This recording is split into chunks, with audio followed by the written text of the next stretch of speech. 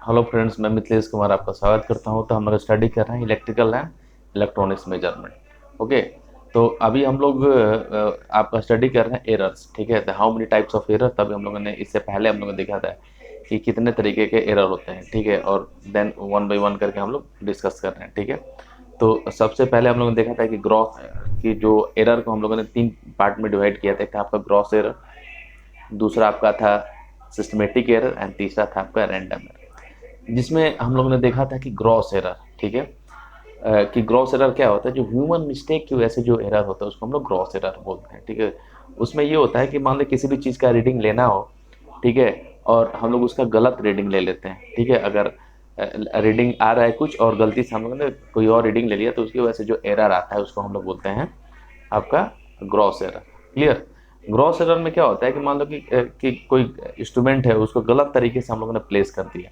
कोई इंस्ट्रूमेंट को का अरेंजमेंट किसी और तरीके से करना है, लेकिन हम लोग उसकी किसी और तरीके से अरेंजमेंट कर रहे हैं, तो देन उसका जो रिजल्ट है वो एक्यूरेट नहीं आएगा। तो वो किसकी वजह से हो रहा है? हमारी मिस्टेक से हो रहा है, ह्यूमन मिस्टेक की वजह से हो रहा है। ठीक है, दूसरा था आपका सिस्टमेटिक एरर। ठीक है, सिस्टमेटिक एरर जो है उसको अगेन हम लोगों ने आपका क्या किया था, 3 पार्ट में डिवाइड किया था। ठीक है, ये आपका कौन कौन सा था आपका, कि instrumental error, environmental error and observational error. ठीक है, तो अभी हम लोग जो आपका जो सेकंड एरर है उसके बारे में हम लोग स्टडी करेंगे, सिस्टमेटिक एरर। ठीक है, सिस्टमेटिक एरर, और सिस्टमेटिक एरर को हम लोग 3 भागों में डिवाइड कर रखा है, कि instrumental errors, environmental error and observational error. Clear, कि इस तरीके का ये अपने को इसी तरीके से लेके चलना है कि जो आपका सिस्टमेटिक एरर है अगेन उसको 3 पार्ट में डिवाइड किया गया है। कौन कौन सा? Instrumental error, environmental errors and observational error. Clear. इसके बाद हम लोग बात करें कि जो आपका इंस्ट्रूमेंटल आपका एरर है अगेन उसको हम लोग सब डिवाइड कर रखा है हम लोगों ने कितने पार्ट में, उसको हम लोग कर रखा है कि 3 पार्ट में अगेन। वो है आपका inherent short coming of instrument, miss use of instrument and loading effect. ठीक है, लोडिंग इफेक्ट अगर आपको कोई पूछता है कि आपका जो इंस्ट्रूमेंटल एरर है उसको अगेन हम लोग किस किस कैटेगरी में हम लोग डिवाइड करके चलते हैं, तो उसमें है आपका inherent short coming of instrument, miss use of instrument and loading effect. Clear, loading effect. Clear.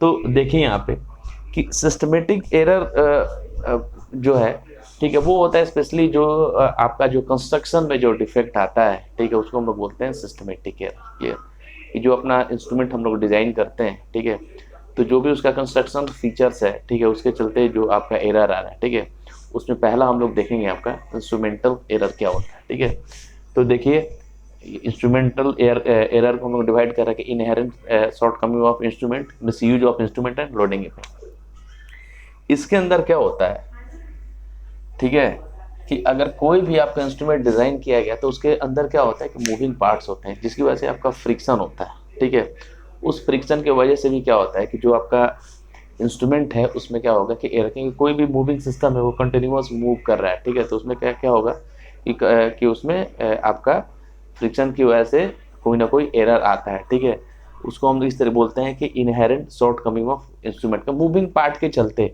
जो भी एरर आता है। ठीक है, मिस यूज ऑफ इंस्ट्रूमेंट। ठीक है, कहने का मतलब ये है कि मिस यूज ऑफ इंस्ट्रूमेंट का मतलब ये होता है कि अगर कोई भी इंस्ट्रूमेंट है उसका मिस यूज किया जा रहा है, मतलब सही तरीके से हम लोग उसको यूज नहीं कर रहे हैं। तो इंस्ट्रूमेंट का हमको क्या करना है, अगर कोई भी इंस्ट्रूमेंट है अगर उसको वर्टिकल पोजीशन में रखना है बट हम उसको हॉरिजॉन्टल पोजीशन में रख रहे हैं।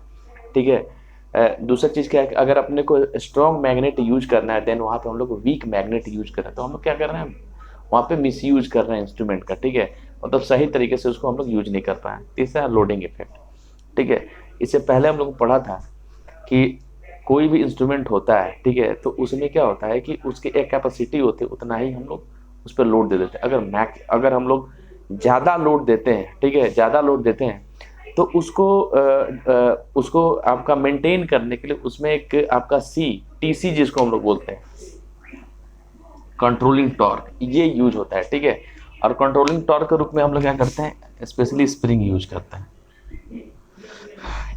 ठीक है, आप देखिए यहाँ पे अगर मान लीजिए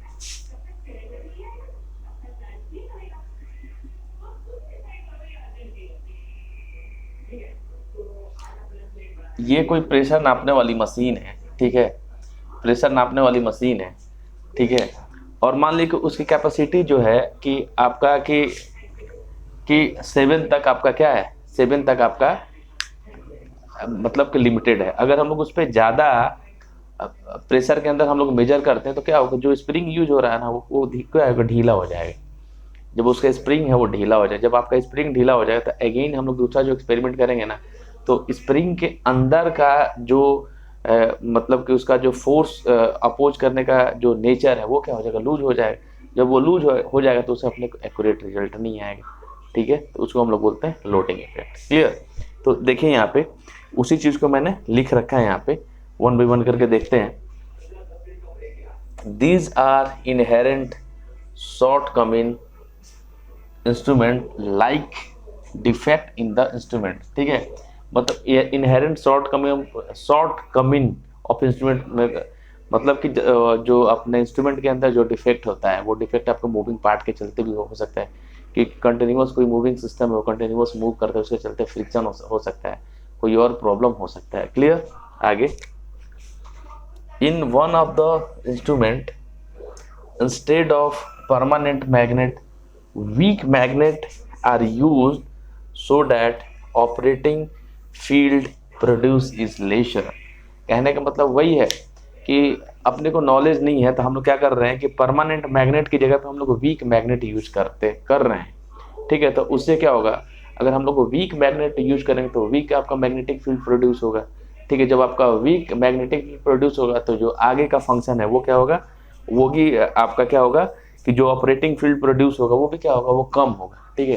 तो यहाँ भी है आपका मिसयूज हो रहा है, ठीक है, कि अपने को स्ट्रॉन्ग मैग्नेट यूज करना चाहिए था बट अपन वहाँ पे वीक मैग्नेट यूज करें। जब हम वीक मैग्नेट यूज करेंगे तो वहाँ पे तो लेसर मैग्नेटिक फील्ड आपका प्रोड्यूस होगा, ठीक है।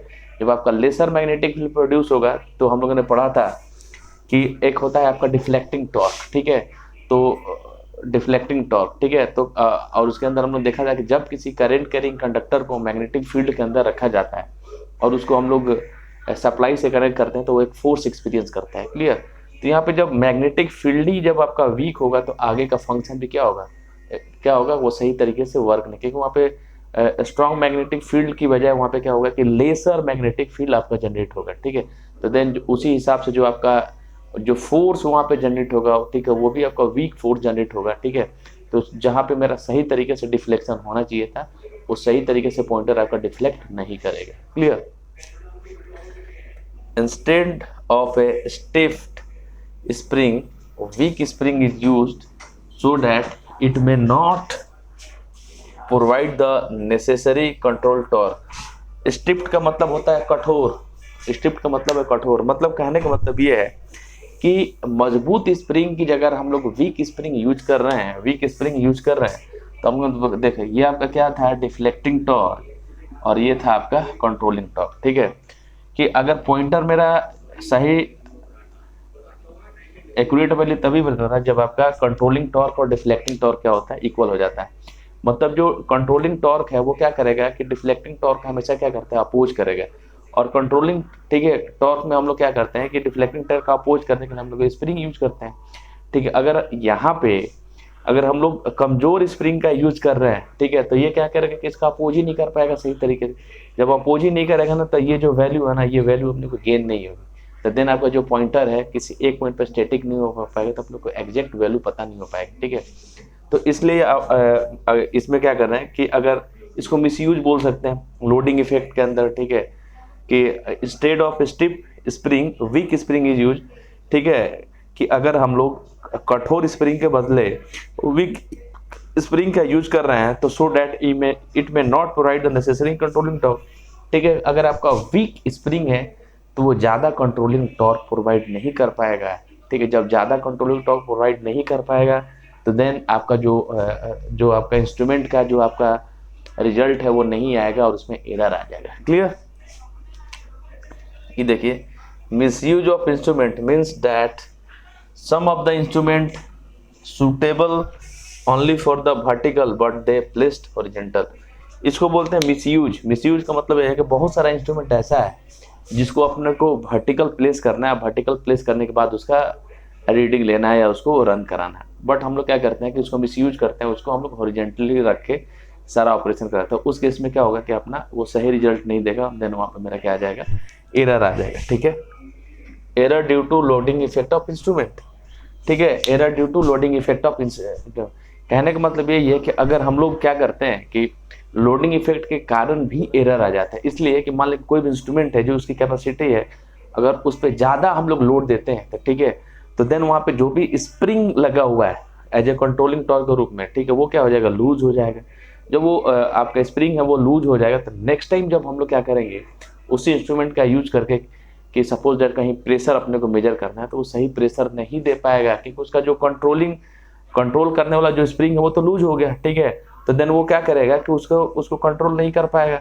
तो प्रेशर अपने को जो एग्जैक्ट प्रेशर है, ठीक है, वो मेरे को एग्जैक्ट प्रेशर मेजर नहीं होगा, उसकी वैल्यू आगे की तरफ बढ़ जाएगी। क्योंकि क्या होगा कि अपोज करने वाला जो गुण है स्प्रिंग के अंदर वो तो लूज हो गया, वो तो लूज हो गया। ठीक है, तो देन मेरा क्या होगा कि इस तरीके से सही रिजल्ट नहीं आएगा और मेरा एरर आ जाएगा। ठीक है, तो ये है आपका सिस्टमेटिक एरर। सिस्टमेटिक एरर को अगेन हम लोग 3 पार्ट में डिवाइड करते हैं, instrumental error, environmental error and observational error. ठीक है, इंस्ट्रूमेंटल एरर को अगेन हम लोग 3 पार्ट में डिवाइड करते हैं, inherent short coming of instrument, misuse of instrument and loading error. ठीक है, inherent short coming of instrument में आता है कि इंस्ट्रूमेंट के अंदर मतलब इंस्ट्रूमेंट जो आपका क्या होता है कि इंस्ट्रूमेंट के अंदर जो डिफेक्ट होते हैं, ठीक है, इंस्ट्रूमेंट के अंदर जो अंदर डिफेक्ट होते हैं उसको हम लोग बोलते हैं inherent short coming of instrument. ठीक है, बहुत बार ये आपका एरर आ सकता है कि आपका जो इंस्ट्रूमेंट के अंदर जो मूविंग पार्ट होता है जिसके चलते फ्रिक्शन होता है, ठीक है, और बहुत शॉर्ट टाइम में जो एरर होता है उसको हम लोग बोलते हैं inherent short coming of instrument, misuse of instrument. ठीक है, कि मान लीजिए मिसयूज ऑफ इंस्ट्रूमेंट का बहुत सारे एग्जांपल हो सकता है कि जैसे कोई इंस्ट्रूमेंट है उसको अपने को वर्टिकल यूज करना है, बट हम लोग क्या कर रहे हैं कि उसको अपने को नॉलेज नहीं, तो हम लोग उसको हॉरिजेंटल यूज कर रहे हैं, तो उससे क्या होगा कि प्रॉपर रिजल्ट नहीं आ पाएगा, अपने को एरर आ जाएगा। ठीक है, अपने को स्ट्रॉन्ग परमानेंट मैग्नेट यूज करना है, हम लोग क्या कर रहे हैं कि वहाँ पे वीक मैग्नेट यूज कर रहे हैं। जब वीक मैग्नेट यूज कर रहे हैं तो वीक मैग्नेटिक फील्ड अपना क्या हो रहा है, प्रोड्यूस हो रहा है। ठीक है, अपने को क्या करना है कि बिल्कुल मजबूत स्प्रिंग यूज कर रहे हैं, हम लोग क्या कर रहे हैं कि मजबूत स्प्रिंग की जगह पे वीक स्प्रिंग यूज कर रहे हैं। जब वीक स्प्रिंग यूज कर रहे हैं तो आपका नेसेसरी कंट्रोलिंग टॉर्क नहीं दे पाएगा। ठीक है, तो देन और तीसरा है लोडिंग इफेक्ट, कि अगर हम लोग किसी भी इंस्ट्रूमेंट में अगर उसकी कैपेसिटी से ज़्यादा लोड हम लोग उस पर देते हैं तो उसकी वजह से क्या होगा कि उसके अंदर जो कंट्रोलिंग टॉर्क के रूप में जो स्प्रिंग वगैरह यूज हो रहा है, ठीक है, वो धीरे धीरे उसकी वैल्यू क्या हो जाएगी, लूज होती चली जाएगी। और नेक्स्ट टाइम हम लोग जो इंस्ट्रूमेंट का यूज करके किसी भी चीज़ को हम लोग मेजर करेंगे तो उसकी एग्जैक्ट वैल्यू नहीं आ पाएगी और अपने को क्या हो जाएगा, एरर आ जाएगा। ठीक है, तो ये सिंपल से इंट्रोडक्शन था आपका सिस्टमेटिक एरर, एग्जाम्स में आता है तो आपको इसी तरीके से लिखना है। ठीक है, देखिए एक बार आगे हम लोग देखते हैं environmental error and observational error क्या होता है। आगे देखिए आपका जो इन्वायरमेंटल एरर है एंड ऑब्जर्वेशनल एरर। ठीक है, तो इन्वायरमेंटल मतलब आपको साफ साफ दिख रहा है कि किसी भी इंस्ट्रूमेंट में इन्वायरमेंट में अगर किसी भी तरीके का चेंजिंग होता है, ठीक है, उसकी वजह से जो एरर आता है उसको हम लोग बोलते हैं इन्वायरमेंटल एरर सर। ठीक है, जैसे हम लोग क्या बोलते हैं कि जो अपना इंस्ट्रूमेंट है उसको रूम टेम्परेचर पर रखना चाहिए। ठीक है, उसके लिए कोई मतलब कि जब भी हम लोग उसको मेजर कर रहे हैं तो जो प्रेशर, टेम्परेचर, ठीक है, हर एक चीज़ क्या होना चाहिए, मेंटेन होना चाहिए। अगर ये सारी चीज़ें मेंटेन नहीं है, ठीक है, तो क्या होगा कि रॉन्ग आपका रिजल्ट आएगा। ठीक है, मतलब जो अपन चीज़ मेजर करना चाह रहे हैं उसमें क्या हो जाएगा, उसमें डिफ्लेक्शन हो जाएगा। जब डिफ्लेक्शन आ जाएगा तो अपने को एग्जैक्ट एंड एक्यूरेट रिजल्ट नहीं मिल पाएगा। ठीक है, तो कभी कभी क्या होता है, आपने देखा होगा कि अगर कोई इंस्ट्रूमेंट है, ठीक है, अगर उसको सही तरीके से नहीं रखा जाए तो उस पर क्या होगा कि डस्टिंग वगैरह हो जाएगी, धूल जम जाएंगे। जब धूल जम जाता है उसकी वजह से क्या इंस्ट्रूमेंट कभी कभी तो रन ही नहीं करता है, स्टार्ट नहीं होगा। जब स्टार्ट होगा तो उसमें क्या होगा कि वो क्या करेगा कि उसमें बार बार जो वो डिफ्लेक्ट करना चालू कर देगा, सही तरीके से रिजल्ट नहीं देगा। या जो अपना टेम्परेचर या प्रेशर जो है वो चेंजेस है तो उसकी वजह से वो भी क्या करेगा कि वो उन सारी चीज़ों को सेंस करेगा। जब वो उन सारी चीज़ों को जब वो सेंस करता है तो उसकी वजह से भी क्या होगा कि जो आपका एक्यूरेट रिजल्ट है वो नहीं आ पाएगा इंस्ट्रूमेंट के अंदर, और मेरा क्या होगा वहाँ पे कि एक तरीके से एरर शो होगा। ठीक है, क्योंकि अपने को क्या होगा कि जो एग्जैक्ट रिजल्ट चाहिए वो नहीं मिल पाता। इसलिए हम लोग क्या करते हैं कि जो भी इस तरीके के हाईली क्वालिफाइड जो इंस्ट्रूमेंट होते हैं उसको हम लोग बोलते हैं कि जब भी मेजरमेंट कीजिए तो रूम टेम्परेचर पे कीजिए, ठीक है। ऐसी जगह पर रहिए जहाँ पे बिल्कुल डस्ट फ्री हो और टाइम टू टाइम उसको साफ करते रहें, ठीक है। और बिल्कुल ऐसे जगह पे रहें कि जहाँ पे मतलब कि जो आपका टेम्परेचर है वो कंट्रोल होना चाहिए, ठीक है। इसलिए हम लोग क्या करते हैं कि कूलिंग सिस्टम का यूज करते हैं, एयर कंडीशन का यूज करते हैं, ठीक है। सपोज डेट कि बहुत सारा ऐसा इंस्ट्रूमेंट है तो उसमें हम लोग क्या करते हैं कि वो काफ़ी ज़्यादा हीटअप हो जाता है। जब वो काफ़ी ज़्यादा हीटअप हो जाता है तो हम लोग उसको ठंडा कर रखने के लिए हम लोग क्या करते हैं कि वो कूलिंग सिस्टम का यूज करते हैं, ठीक है। कि उस तरीके से उसको एयर कंडीशन वाले सिस्टम में रखा जाता है। कूलर का यूज करके हम लोग क्या करते हैं कि उस कमरे को ठंडा रखने का कोशिश करते हैं, उसका टेम्परेचर डाउन रखने का कोशिश करते हैं, ताकि इंस्ट्रूमेंट को जब भी हम लोग यूज करें तो मेरे को एग्जैक्ट रिजल्ट आ जाए। क्लियर। तो ये था आपका इन्वायरमेंटल एरर। ऑब्जर्वेशनल एरर क्या होता है कि जो मान लो कि ऑब्जर्व करना, ठीक है, ऑब्जर्व करना कि इसमें क्या होता है कि हम लोग किसी चीज़ को ऑब्जर्व गलत तरीके से कर रहे हैं, ठीक है। हमको ऑब्जर्व करना है क्या और हम लोग ऑब्जर्व कर रहे हैं, ठीक है। जो मेरा पॉइंट ऑफ स्केल है या रीडिंग है उसको हम लोग गलत तरीके से ऑब्जर्व कर रहे हैं। ये हमारे खुद के मिस्टेक से हो सकता है, खुद के मिस्टेक से होना कि हमको रीडिंग लेना है कुछ और हम लोग ले रहे हैं कुछ और, मतलब हम लोग गलत तरीके से किसी चीज़ को ऑब्जर्व कर रहे हैं। तो इस तरीके के एरर को हम लोग बोलते हैं ऑब्जर्वेशनल एरर। देख लीजिए एक बार इसमें इन्वायरमेंटल एरर, ठीक है।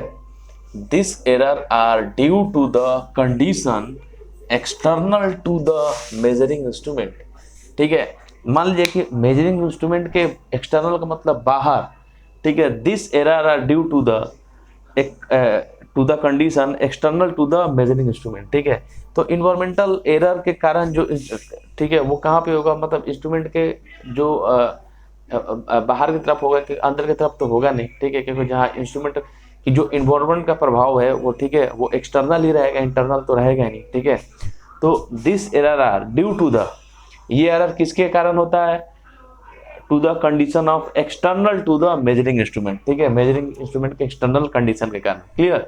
देखिए अब इसके क्या क्या पैरामीटर हो सकते हैं। तो ambient parameter such as temperature, pressure, humidity, dust, the effect of external magnetic and electrostatic field, ageing of the instrument, ठीक है। एक ये भी आपका बहुत बड़ा इफेक्ट हो सकता है, ठीक है। एजिंग ऑफ द इंस्ट्रूमेंट का मतलब क्या होता है कि टाइम के साथ जो इंस्ट्रूमेंट का जो एक्यूरेसी है, एफिशिएंसी, वो कम हो जाती है, ठीक है। तो जब अपनी एफिशिएंसी कम हो जाती है उस इंस्ट्रूमेंट की, ठीक है, तो उस पर जो इन्वायरमेंट का बहुत ज़्यादा इफेक्ट पड़ता है, ठीक है। बहुत जल्दी जल्दी वो क्या करेगा, इन्वायरमेंट जैसे जैसे चेंज होगा ना, प्रेशर, टेम्परेचर या डस्टिंग जैसे उस पर होगी, ठीक है। तो उसी वजह से वो क्या होगा कि अगर किसी इंस्ट्रूमेंट का बहुत ज़्यादा एज हो गया, पुराना हो गया, तो ठीक है, तो वो बहुत ज़्यादा डिफ्लेक्ट होगा, ठीक है। तो इस तरीके से हम लोग का अगर बहुत ज़्यादा पुराना इंस्ट्रूमेंट है तो उसका एक तरीका ये हो सकता है कि उसको आप रिप्लेस करके नया इंस्ट्रूमेंट को लेके आए, ठीक है।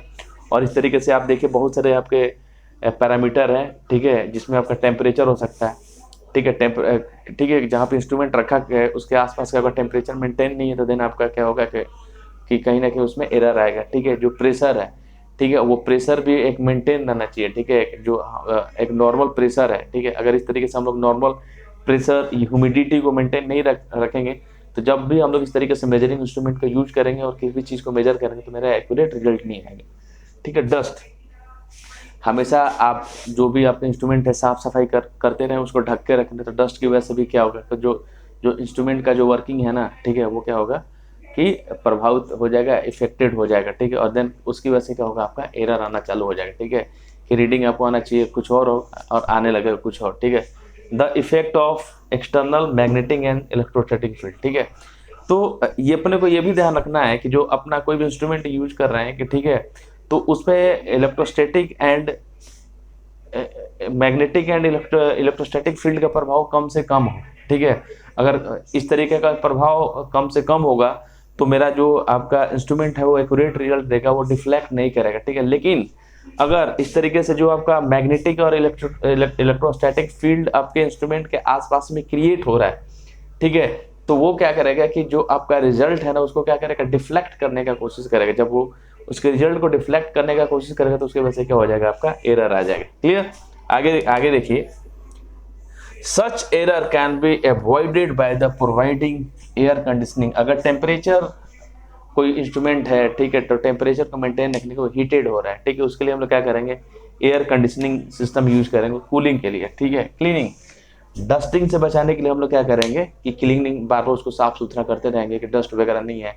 अगर डस्ट वगैरह हो तो बहुत सारा पार्ट उसका जाम हो जाएगा, ठीक है, सही तरीके से वो रीडिंग नहीं दे पाएगा, ठीक है।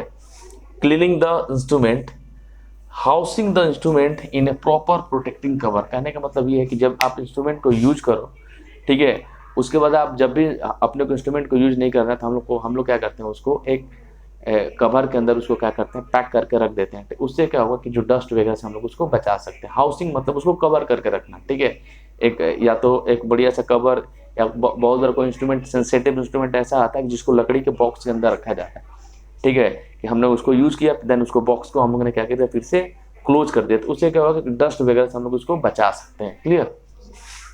इधर देखिए, द इफेक्ट ऑफ इलेक्ट्रोमैग्नेटिक और effect of the external field, ठीक है, अगर इस तरीके का कोई भी इलेक्ट्रोमैग्नेटिक और इफेक्ट ऑफ एक्सटर्नल फील्ड है, उसको किस तरीके से अवॉइड कर सकते हैं, बाय प्रोवाइडिंग मैग्नेटिक और इलेक्ट्रोस्टैटिक स्क्रीन, ठीक है। अगर मान लो कि अगर इंस्ट्रूमेंट के अंदर आपका जो है इलेक्ट्रोस्टैटिक और मैग्नेटिक फील्ड का इफेक्ट आ रहा है, तो उसको हम लोग किस तरीके से अवॉइड करेंगे, तो हम लोग क्या करेंगे कि मैग्नेटिक और इलेक्ट्रोस्टैटिक स्क्रीन यूज करेंगे इंस्ट्रूमेंट के ऊपर, ठीक है। और उस तरीके से हम लोग क्या कर सकते हैं कि इस तरीके से हम लोग इस दोनों इफेक्ट से बचा के हम लोग इंस्ट्रूमेंट को क्या कर सकते हैं कि बिल्कुल मतलब कि अच्छे कंडीशन में रख सकते हैं, जिससे वो क्या करेगा कि बिल्कुल एक्यूरेट रिजल्ट देगा, ठीक है। दूसरा चीज़ ये भी है, इसके बाद आप आप जो भी इंस्ट्रूमेंट यूज करो उसको कैलिब्रेट करा दो, क्या अभी पढ़ेंगे आपका टॉपिक है कैलिब्रेशन, ठीक है, कैलिब्रेट करा दो, ठीक है, तो उससे भी आपका इंस्ट्रूमेंट सही तरीके से रीडिंग देगा। क्लियर। आगे है observational error. This are the error introduced by the monitoring person. मैंने पहले ही बोला कि ऑब्जर्व करना, ठीक है, तो इस तरह का एरर किसके कारण प्रोड्यूस है। मान लो कि कोई आदमी को जो रीडिंग लेना है, वो रीडिंग कौन लेके देगा अपने को। अगर मान लो किसी भी चीज़ पे रीडिंग है तो उसको ऑब्जर्व तो हम ही करेंगे ना, कि इतना रीडिंग आ गया, इतना टेम्परेचर से हो रहा है, ठीक है। जैसे हम लोग बात करें थर्मामीटर की बात करें, ठीक है, आप देखना उसको कि जब भी अपने को जो टेम्परेचर मेजर करना तो हम लोग उसको हिला के उसको जीरो कंडीशन में लेके आते हैं, ठीक है। देन हम लोग उसको क्या करते हैं कि अब बॉडी का टेम्परेचर मेजर करते हैं, तो देन वो क्या होगा, जो उसमें पारा यूज होता है धीरे धीरे वो इंक्रीज करने लगता है, और जो भी अपना बॉडी का टेम्परेचर वहाँ पे आकर रुक जाता है। तो वो रीडिंग कौन देखेगा, वो रीडिंग हम ही ऑब्जर्व तो हम ही लोग करेंगे ना, उसमें रीडिंग है कुछ और, हम लोग देख रहे हैं कुछ और।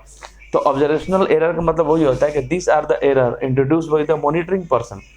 मॉनिटर करने वाले पर्सन के द्वारा अगर गलत तरीके से किसी चीज़ को ऑब्जर्व किया गया हो और इस तरीके का जो एरर प्रोड्यूस होता है उसको हम लोग बोलते हैं ऑब्जर्वेशनल एरर, ठीक है। इसमें क्या, parallel error while reading a meter, wrong scale selection, ठीक है। इसमें बहुत सारा हो सकता है कि जो आपका कि मीटर रीडिंग या जो आपका स्केल जो मतलब जो स्केल यूज कर रहे हो उस चीज़ को मेजर करने के लिए, ठीक है, तो वो आपने रॉन्ग स्केल सेलेक्ट कर लिया, ठीक है, और आप जो रीड कर रहे हो, ठीक है, वो आप सही तरीके से नहीं कर रहे हो। कहने का मतलब ये है कि जो हम लोग जो भी ऑब्जर्वेशन कर रहे हैं, ठीक है, वो ऑब्जर्वेशन एक ह्यूमन की वजह से होता है, हमारी वजह से होता है, और जो उसके कारण जो आपका एरर आता है, ठीक है, उसको हम लोग बोलते हैं ऑब्जर्वेशनल एरर।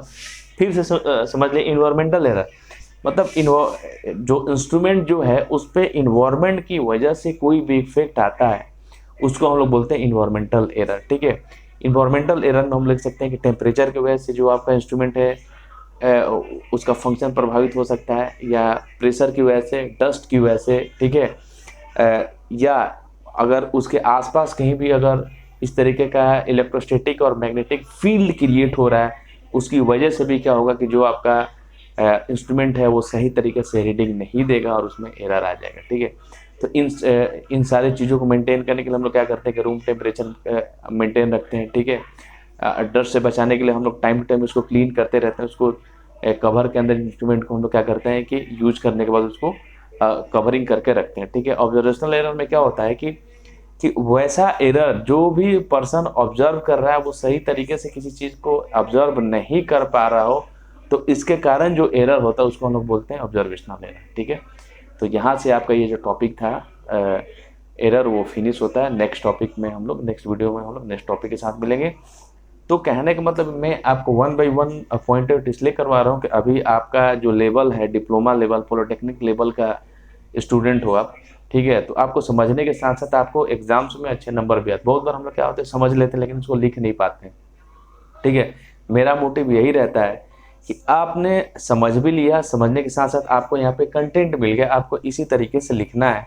ठीक है कि एग्जाम्स में अगर आता है तो सिर्फ समझने से काम नहीं होगा, अपने को 6 नंबर 8 नंबर का क्वेश्चन आता है तो उसमें अपने को उसी तरीके से आंसर करना होगा सूटेबल तरीके से। ठीक है, तो इस मेरा हमेशा यही रहता है कि किसी चीज़ को समझाने के बाद मैं उसको इसी तरीके से पॉइंट आउट करवा देता हूँ, और आपको इसमें कुछ चेंजिंग नहीं करना है, आपको इसी तरीके से एग्जाम्स में क्वेश्चन को लिखना है, और मैं आपको गारंटी देता हूँ कि आप एक अच्छा नंबर लेके आओगे। ठीक है, क्योंकि इसमें 1v1 करके हम लोग सारे चीज़ों को कवर कर लिए, जो आपकी चीज़ें समझ में भी आ गई, और देन आप एक अच्छा स्टूडेंट बन सकते हो, और इसी तरीके से लिख के आप एक अच्छा नंबर भी गेन कर सकते हो। ठीक है, तो जब भी एग्जाम्स में आपके क्वेश्चन आते हैं तो आपको जिस तरीके से मैं लिखवा रहा हूँ उसी तरीके से आपको पॉइंट आउट करके एक 1v1 करके लिखना है। Okay, thank you.